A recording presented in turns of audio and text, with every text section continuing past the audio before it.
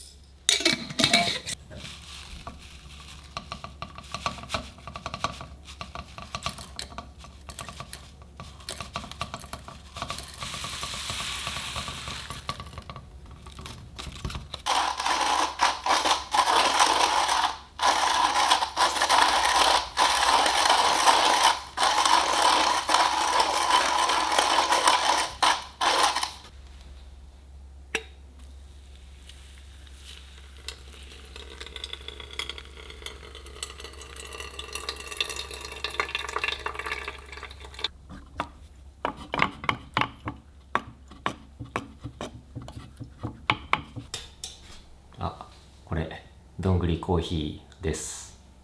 いただきます。いいね。最近どんぐりコーヒー何回も試行錯誤してようやく美味しい入れ方にたどり着いたんですけど、コーヒーとね、同じ入れ方でゆっくり入れようとするとね、やっぱり雑味というかね、苦味が出すぎちゃうので、もうお湯を一気に入れちゃった方が美味しいという結論にたどり着きました。でね、これね、ハリオの V60 だったかな。このドリッパーだとね、ここ穴が大きいじゃない。で、お湯を早く落とすことができるので、これね、すごく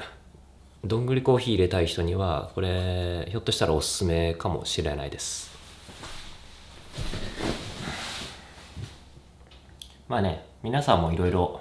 試してみてください。結構奥が深くて面白いですよ。またね、なんかどんぐり集める機会があったら来年もひょっとしたら作るかもしれないです。あれ、そう、この間東京に行って、東京というか東京の方に行って、これフィシオエネジェティックっていうなんか治療法があるんですけど、これ冊子だけでちょっとね、中身はお見せできない。表紙だけだったら多分大丈夫。中身はお見せできないとできないんですけれど、この間学びに行ってきまして、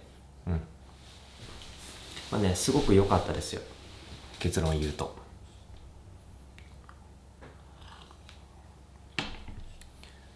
何が良かったのかっていうと、その治療法そのものが何て言ったらいいのかな、その根本的にその病気を治すってなった時に、このフィシオエネルティックっていう治療法は、結構近いところに行っているような気がしてます。で、例えばそのフィシオエナジェティックってその単体だけじゃなくって他の治療法にも応用することができて、例えば僕だったら歯医者じゃないですか。だから歯医者なんで詰め物しますよね。例えば詰め物します。で、どの種類の詰め物が合ってるんだろうかっていうところですよね。その人の体に合ってるかっていう意味で。そう金属がいいのかとか、金属の中でも金がいいのかとか、白金がいいのかとか、あるいはセラミックがいいのか、普通のコンポジットレジンで詰めていいのかとか、なんかいろいろ材料の選択肢があると思うんですけれど、そういうのもそのフィシオネルティックを使ってその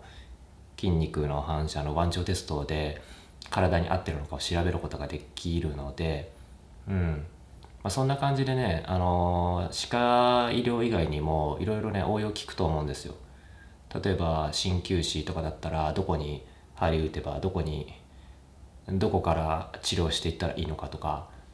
そういうことも分かるようになるんで、とってもいいですよ。あとすごい魅力的だなと思ったのが、治療の優先順位を教えてくれるところですね。体に効いて、で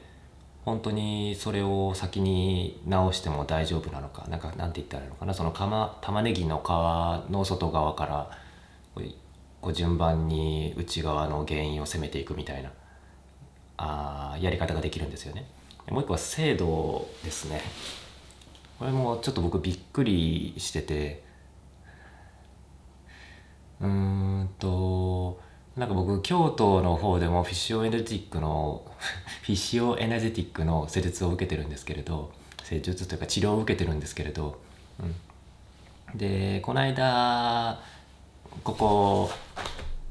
東京の方で習いに行った時もそのフィシオエネルティックで、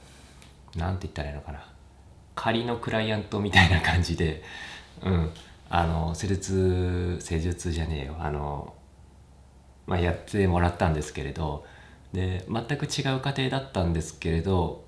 同じ結果が出たりしたんですよ。僕実はヒスタミン不対症っていうのが今あって、ちょっと今対策どうしようかなって悩んでるんですけど、で京都の治療院でもうその向こうの東京の方の治療院でも全く同じことを違う過程でその結論に導き出してたので、すごいなってなりましたね。あとはちょっとあんまりその他人の情報なんでそこまで深くは話せないんですけれど、その一緒に治療を学びに来た子が昔大きな怪我をしたんですよ。で施術する側はもちろんその怪我があったっていう過去は知りようがないじゃないですか。けどアンプルで過去に怪我とかがあった時に体に反応を起こすような、アンプルがあるんですけれど、それに反応があったと、つまりはその体の反応から過去に大きな怪我があった可能性をこう導き出せたっていうことですよね。でそこからこうその人の主訴であった体の一部の冷えなんかをこう解決するための一途口を導き出してたのはすごく驚きましたね。これ通じてるから日本語になってるかな。とにかくねすごいね精度が高いっていうことが言いたいんですよ。でなんか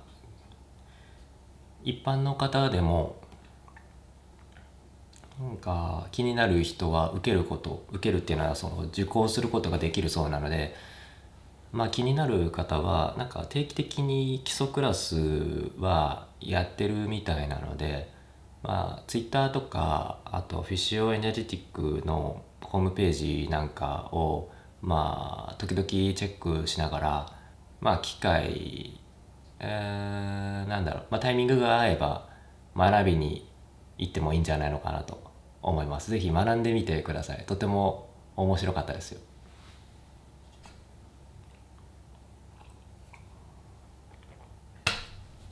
てか暑いね。なんかどんぐりコーヒー飲んでたらすごい熱くなってきた。てかこのパタゴニアのジャケットもあるのかも。これもね結構保温性があって暑いんですよ。脱げって感じですけど。あとねその実際にフィシオエネジティックの治療を受けてみたいっていう方は概要欄にもおそらくリンク貼ってると思うんですけれど、未来の自分がよかったらそこから調べていって、でどこかどうだろうな、偏りはあると思うんですけれど、日本の各所に結構フィシオエネジェティックに対応しているその病院とかクリニックとか治療院があったりするんで、受けてみたい人はぜひ一回試しに受けてみてください。